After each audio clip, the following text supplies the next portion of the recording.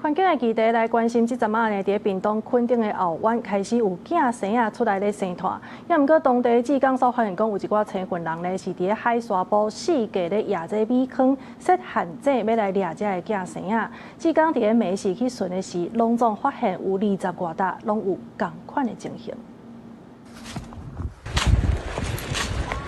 一名穿藍衫短褲的查甫人佇沙埔咧撲草，動作可疑。志工過一搭久仔，挖過沙埔看，發現塗骹攏是米坑。原來伊是要設限制掠囝生仔。暗時到沙埔發現有壓米坑的所在，就有一大陣的囝生仔咧食。只要摕網仔袋仔，就會當隨抾到一大堆的囝生仔。而且有20外個所在有米坑，限制數量遮爾濟，志工趕緊通報公園警察。每一個範圍，而且甲米坑壓落，我一個坑深米坑壓落，囝生仔跋落就爬袂起來，當然細隻的攏跋落啊。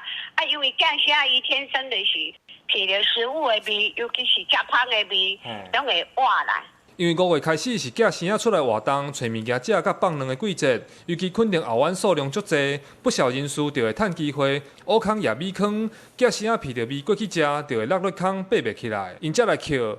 志工表示，因為囝生仔無算是保育動物，所以無法通發。有時若看到民眾掠囝生仔甲提醒，佫會引起無歡喜，互因感覺足無奈。掠囝生仔一直來攏無罰款，所以有當時啊，遊客若咧掠囝生仔，阮去甲伊講，叫伊用看就毋好啊，莫掠。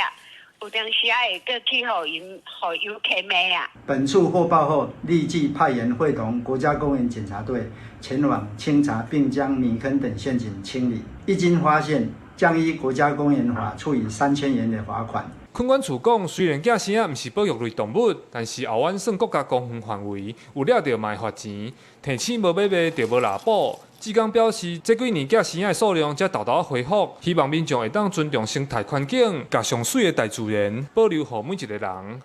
記者柯炳哲，屏東報道。